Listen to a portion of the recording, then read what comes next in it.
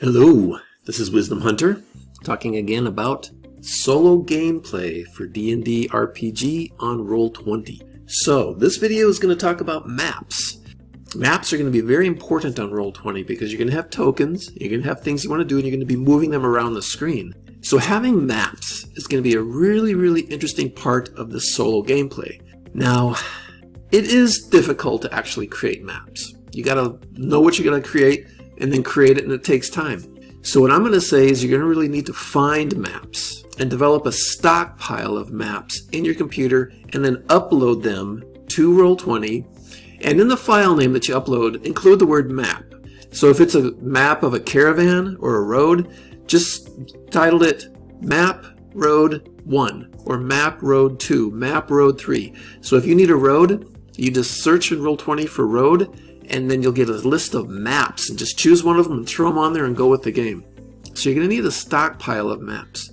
Where do you find maps? Well, you can go onto google.com and just search up RPG maps, RPG road map, RPG castle map, RPG combat map, RPG D&D water battle map, whatever. You just keep searching. I search for caves, I search for waterfalls, rivers, castles, towns, villages, battles, dungeons, and then you just keep following the links, and I've found hundreds upon hundreds of maps that I've stockpiled into my computer.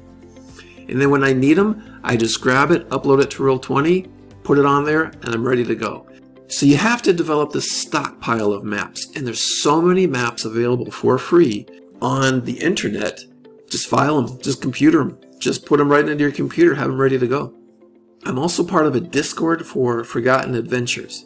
They develop a lot of map assets, but I'm also using Dungeon Draft. When I make maps for myself, I use Dungeon Draft, and Forgotten Adventures has made a lot of assets for Dungeon Draft. So if I go onto their Discord, there's actually people there, members of the community, constantly uploading tokens and maps and all kinds of really cool things. Just download them, just grab the file, put it up there, and just download it right to your computer.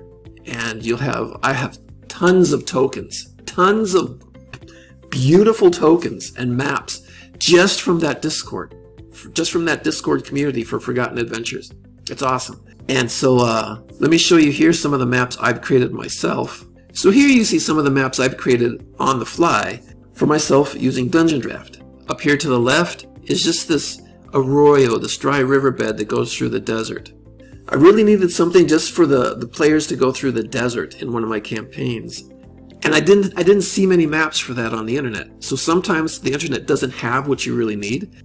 So I went ahead and made one. And it was fun. It's fun making it, throwing down some bushes, throwing in some shadows, throwing in that feeling that you're actually walking up this terrain, and then there's places to hide in the environment for the bads, the enemies, and whatever. And so you get this interesting feel of, you can feel its temperature, you can feel like you're walking across the rocks and the sand, and you hear that crunch. So you build some texture into your maps. And then this one down below, I just had fun combining a couple of terrains in Dungeon Draft, and it made like this rocky outcropping. You know, you can maybe think of like Mars, the surface of Mars when you look at something like this. But at the same time, it created this mountainous, it depends on how big you want to make that. If you want to make it really small, where it's just maybe 60 feet across, okay, it's just a little pass going up through this desert area. Or you could maybe imagine that as some sort of bigger area, maybe 10 miles across, or maybe 50 miles across. And you got these mountains in there, and you're traveling through that area. You can take a general map like that and make it as big or small in your imagination as you need to, and then you start moving through that map.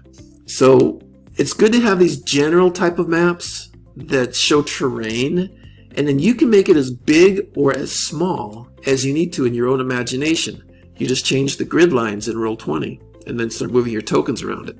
And up here, I just wanted to make a little barbarian community. So I just threw down some trees, brushed in some terrain, made a path, and then built some little houses. And then all of a sudden I had a little barbarian hamlet off in the hills. And the cool thing about this is that sometimes you can't find exactly what you're looking for on the internet. And so you develop one of these map making softwares and just quickly just put down some terrain, build some walls, throw in some assets, beds, ovens, chairs, tables, whatever you want. And pretty soon you have a map. You know, give yourself about 15 minutes. You can actually make a map pretty fast when you get used to working with these map things. So there's many ways to use maps on Roll20. But now let me go into Roll20 and show you how to actually upload a map. Okay, here we are on Roll20, and I just want to show you here. This is a map I just put down for water because I like to do naval battles. I have like a whole homebrew on how to maneuver ships because I used to sail catamarans. So it's really fun to actually do a naval battle to see if the boats can actually maneuver and catch up to each other.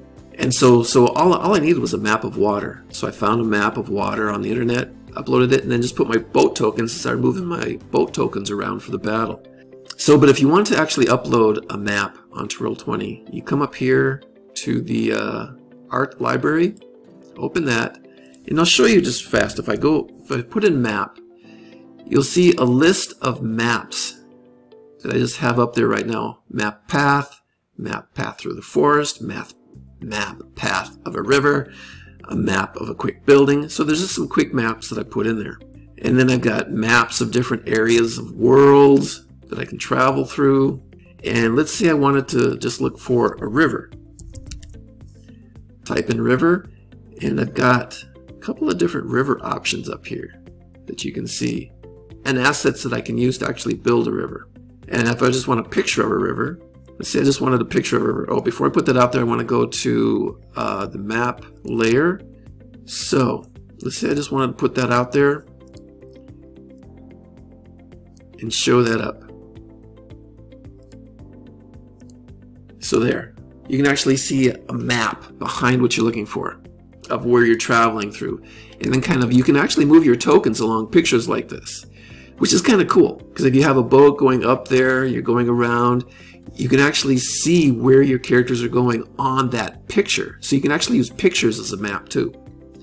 And I really suggest that you stockpile a bunch of pictures.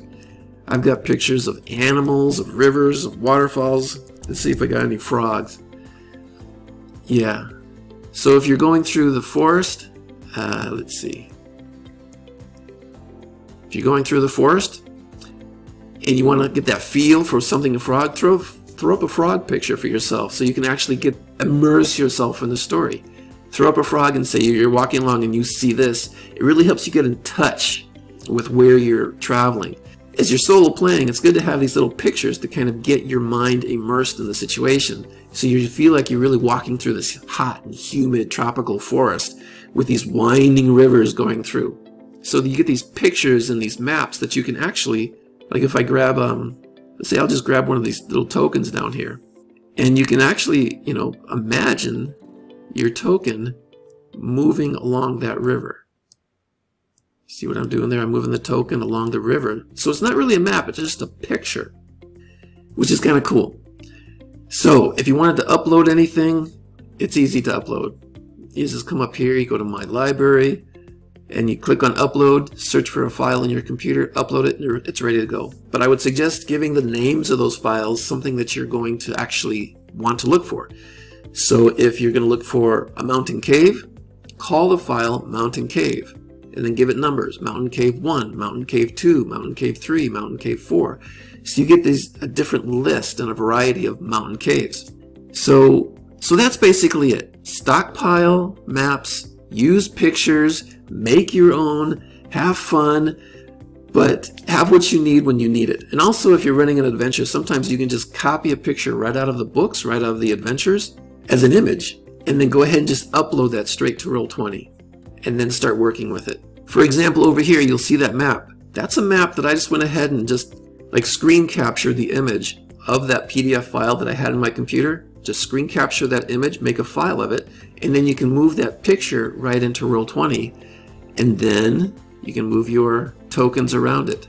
Here she's going up over the bridge, little ice Mephite running around, hiding over there on the other side. And so that's a picture that just comes right out of a PDF file. And I just went ahead and cut it out, made a file of the image, and then uploaded the image. Works perfect. So there's so many different ways to actually quickly and creatively create what you want. There's so much stuff available. You can make stuff. So this will cover the video on maps for solo gameplay for D&D RPG role-playing games on Roll20. My name is Wisdom Hunter, and remember, whoever enjoys the game the most wins.